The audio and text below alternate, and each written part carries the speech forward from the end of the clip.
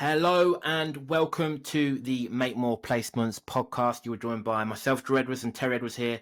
And in this episode, we're going to be talking about 6 reasons your cold emails aren't bringing in the recruiting clients you want and what to do about it, right? So if you're doing any type of cold outreach right now, so any type of cold email outreach, so you may be sending emails to cold prospects, want them to respond, and obviously wanting to get job orders or win assignments from it, but you're not getting the results you want today, we're going to be sort of unpacking 6 of the reasons why that might be, and of course what you can change. Before we dive into the content, just a quick word from our sponsor. So this episode and every episode of the Make More Placement podcast is sponsored by a tool called PlacementBox. So this is a tool that we use in our own business and we recommend to all of our clients that we work with on our programs, right? And PlacementBox is the world's leading AI-powered client interaction tool, and it's built specifically for recruitment, staffing, and executive search business owners. And it's a software that's packed full of purpose-built client interaction tools ready to plug and play in your business. So you can start attracting new clients the very same day that you use them.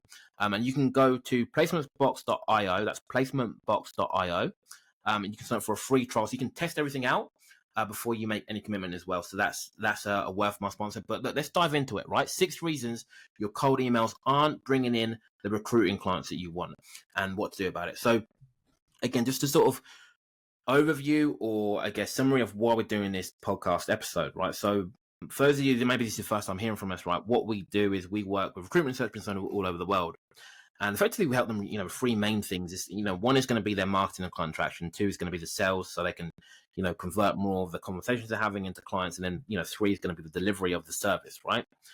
One of the biggest areas, probably the biggest area that we get questions around or complaints about from people that come to us before they join our programs is either they're just not bringing in enough clients, they're not winning enough clients, they're not getting enough interest from prospects, all of the outreach is being ignored and not getting the response they want.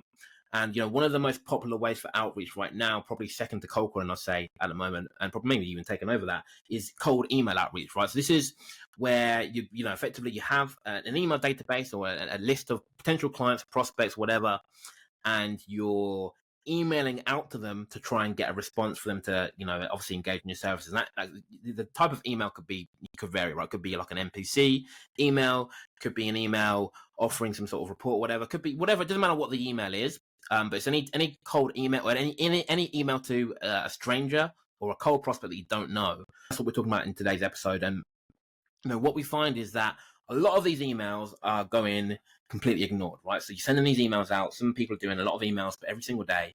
A lot of work going into them, into the customization. Some people are using software to do the customization, but it's still a lot of work, and they're not getting the response that they want, right? So we're going to be unpacking 6 of the reasons why that might be for you, and I guess what you can do to turn things around going forward. Terry, anything you want to add to that before we dive into the 6 reasons? Yeah, just to say that we're big fans of email marketing. A lot of our clients use it and have a lot of success. And it makes a lot of sense why people use it. It's cost effective. It's a really low form of marketing. There's no advertising fees or printing or media costs or anything like that. In particular, if it's what we call permission based, where you're marketing to people who've chosen to receive your emails. Great for that. You've got lots of flexibility with the design, scalable. You can send out 5 emails or you can send out 50,000. Within seconds. You can personalize the email to make it very specific to your audience that you're sharing. You can measure it, so you can send out with perhaps different subjects and measure the response and test it. There's lots of benefits. I think a key one for a lot of people is it's environmentally friendly as well. I'll be bold to say probably 99% of recruiters use it. What we know is for the majority of recruiters who use email marketing, they're not getting results at once. And there's probably half a dozen reasons why they're not. And that's really what we want to go into. And the first one is, I would encourage everybody to get this, printed on the notice board and stuck up somewhere to remind them. And it's this: whatever marketing you do, and we're talking about email marketing here, most of your marketing will be ignored most of the time. Fact. So when I say most, I would say 95%, 97%. So one of the big mistakes that recruiters, they say, I don't understand it, Terry. I've sent out 100 emails and I've got 1 person respond. Well, you've got 1% response. That doesn't surprise me. If you want more people to respond, you need to send it out to more potential clients. So the biggest mistake, number 1, in my opinion, is not sending it out to enough people. if you think to yourself, well, most of the people are going to ignore this email, and I may get a 1% response. You're much better now sending it out to you're going to be better served rather sending it out to a bigger list. Sending it out to 100 or a couple of hundred, and you're only getting a 1% response is probably a waste of time. Sending out to 5 or 10,000, you get a 1% response.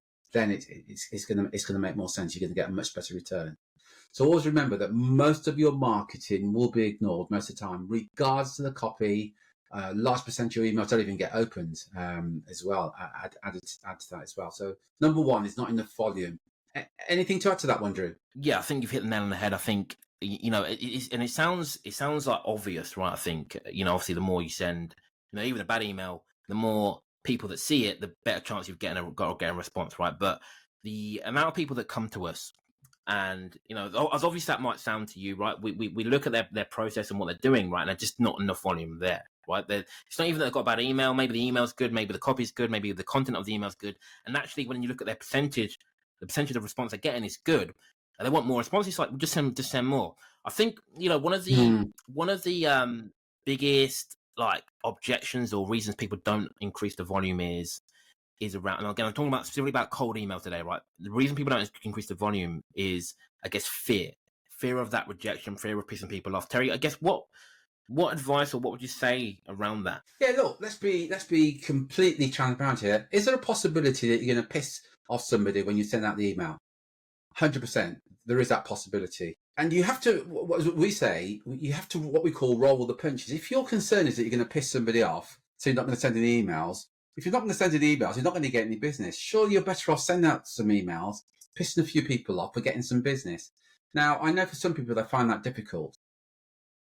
But until you break through your own comfort zone, nothing's going to change. So if you want to achieve the success that you want, you're going to have to step outside your current comfort zone and be okay pissing off a few people who don't like your emails or because there's a typo in your email, and say, do you know what, I'm going to have to roll the punches with that, because that is going to happen. Whatever you do, whether you send out an email or post something on LinkedIn, somebody somewhere's going to be pissed off about it. But it's the only way that you're going to get through to the next level. There's no shortcut to success. You have to step outside your current comfort zone to get there. Does that make sense, Drew? It does. It makes perfect sense. Again, it's one of the things that sound obvious when you say it, but you'd be surprised at how many people are sort of stuck in this trap. But it's same with any sort of route to market, right? It's like I think if let's take cold calling for example, right? The more calls you make, the more rejection you're going to get, the more chance you've got to piss people off, right? Same with LinkedIn messages, same with any content you put out, same with emails, right? Yes, there's a chance that the more that you send, the more chance you're going to get negative feedback, but obviously that goes hand in hand with the positive feedback as well, and the more opportunities you get as well. And I think you need to be comfortable with that. You need to accept the fact that actually I'm not here to be liked by everybody. There's going to be a certain demographic of client that I'm going to serve, and in order for me to reach those people, I'm going to have to go through the people that aren't my demographic as well, because it's the only way I'm going to know, the only way they're going to know about me. I think if you look, I think one of the biggest hurdles you've got to overcome right now as a recruiter is obscurity, right? Your clients simply don't know you exist, and in order for them to know you exist, and this we're talking about email today, this could be applied across the board. Volume is massive, right? The more volume of and more output there is, the more input there's going to be, right? So again, number one is simply not enough volume. So you're not sending enough cold emails right now. It's the reason why you're not getting enough clients right now, quite simply put. Terry, anything to add to that, or can I move on to number two? Let's move on to number two, Drew. Perfect. So look, number two is bad sender reputation. Number two, the second reason why your cold emails aren't bringing in the recruiting clients you want is bad sender reputation. What we mean by that is that essentially that when you hit send on an email, the vast majority of your emails are going into the spam folder or going to junk folder or not being read, right? Any reason, right? And again, we could do a whole episode just on things you can do to improve your sender reputation, but you need to make sure that your domain is clean effectively. The email is warm, and then again, ideally you want to have multiple different domains, multiple different email addresses as well, just in case one gets flagged by spam or whatever, and you can keep moving and keep rolling with the punches. But if you have a bad sender reputation right now, and again, if you do using one email address and you've been using it for a while, you probably do.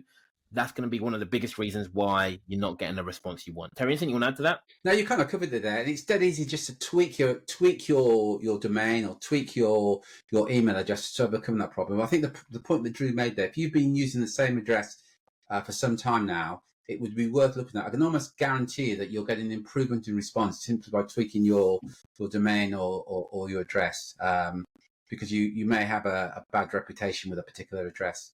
Through no fault of yours, by the way, that can sometimes happen. Number 3 is only going after now buyers. So, right, the third reason that your cold emails, aren't bringing in the recruiting clients you want is you only go after now buyers. And again, just to expand on that, what we mean, right?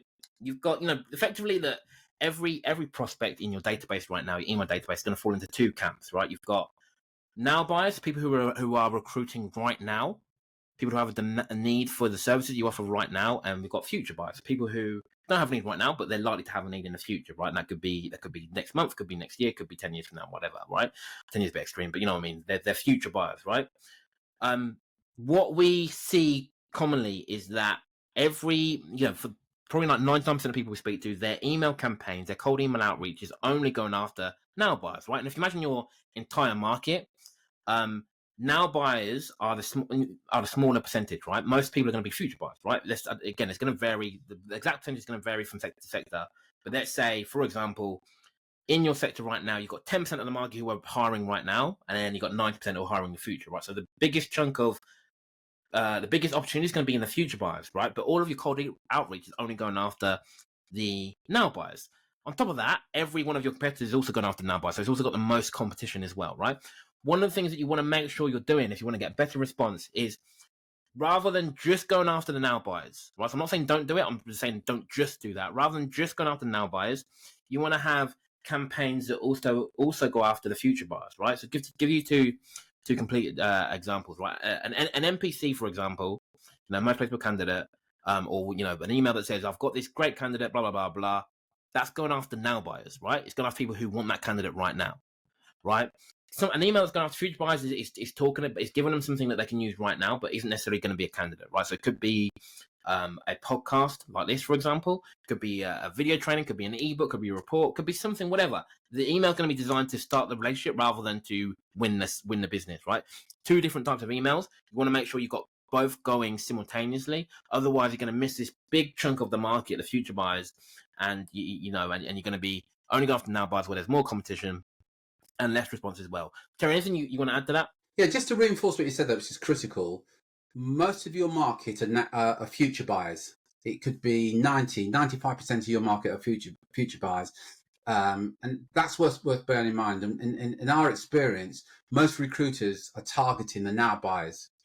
And the other point that Drew made some really great points there about there's more competition for the now buyers. If you start talking to hiring managers about what their needs are going to be for next quarter or the next financial year, you're going to get the attention of those future buyers, and that's where most of the business is. And there's less competition there because most recruiters don't go over the future buyers. So please take heed with that one, and make sure that some of your messages are targeting future buyers for next quarter, next financial year, next year, or whenever it is. Yeah, awesome. The next one, number 4, is copy. Sorry, Drew. You go. Oh yeah, I was going to say. Next one, number 4, is copy that talks all about you. I've got some bad news for you, by the way. Your hiring managers, your potential clients, don't actually care about you. In fact, they couldn't care less about you. All they're really interested in is them and their problem. But often we see recruiters talking about how long they've been in business, what their mission statement is, what the good service they provide, how they care, recruiters that you can trust, and that kind of thing. The hiring manager couldn't care less. I remember years ago somebody gave me this example. It's a bit like you go into a local store and you want a pair of black jeans, and the shop assistant comes over to you and says, "Hi, welcome to our retail outlet. We've been established for 20 years. Here's a photograph of our management team. We're based on the 3 floors in this building. I've been working here for 3 years." You'll look at them thinking, I couldn't care less. All I want are a pair of black jeans. And it's exactly the same when you're communicating to your hiring managers. Talking about yourself is of zero interest to the hiring managers. And they've heard it all before, by the way.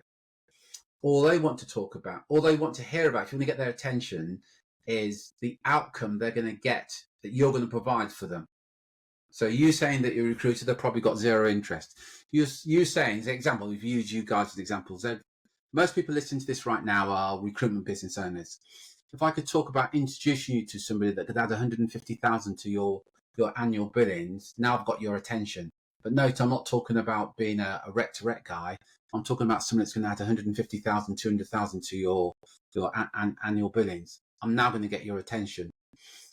Your message must talk about the outcome you're going to get for the client rather than what you do and how long you've been doing it for. Does that make sense, Drew? Yeah, it does. It makes perfect sense. And again, just to be clear for anyone who's not familiar with the term, when we say copy, we're talking specifically about the words that you use in the email, right? And, like Terry said there, the vast majority of copy that we see is all talking all about the recruitment company and, how good they are, right? And again, I think, Terry, you sort of touched on it there. Like, one of the biggest biggest reasons this doesn't work is because nothing that you say when you do this is unique. You say you've got 20 years experience, they received an email the same day with someone with 19 years experience or 21 years experience. You say that you specialize in this sector. Again, so who doesn't? Every person that emails them specializes in that sector. That's why they're emailing them in the first place. There's nothing you can say in these emails that gives you a unique selling point. Even if you think it does, even if you think it's unique about you, and it might be unique, it's not a selling point, right? The client does not, the prospect does not kick, they don't give a shit, quite frankly, they don't care, right? You want to talk more about the outcome that you can give them, right? And the outcome isn't recruitment, that's a service. If you think about the candidates you place, what impact do they give to the organization?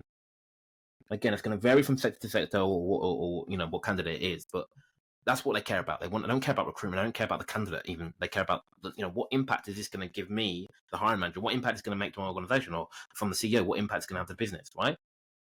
Again, that's what you want to be talking about in the copy, right? So again, number 4 is, the fourth reason that people aren't responding is your copy talks all about you and not the outcome that you can get your clients. Number 5, again, it's linked to the copy. Number 5 is that you have no call to action, or the emails that you're sending have no call to action. Terry, can you expand on that? Explain what we mean by call to action. Yeah. So no call to action. You send out an email, and the question we always ask when our clients are sending out an email, and I'll ask you this question is, what's the desired outcome? What is it you want to see, hear, or feel when you send out this email? Do you want them to call you? Do you want them to respond to the email? What exactly do you want them to do? Here's why it's important that we ask, because if whatever it is you want them to do, you need to tell the reader what you want them to do. Please call me. Please respond to this email.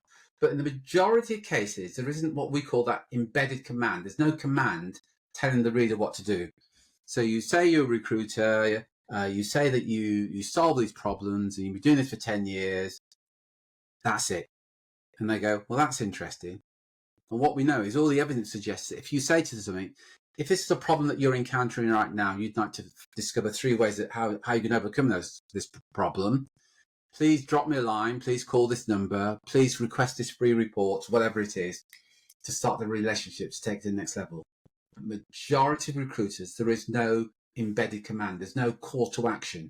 What do you want the readers to do? And this is imperative in any copy that you send out. Even if you just reach out to a candidate about an opportunity, tell them if you want to talk to them. If this opportunity is of interest to you, drop me a line. But you've got to give them that call to action and tell them what you want them to do.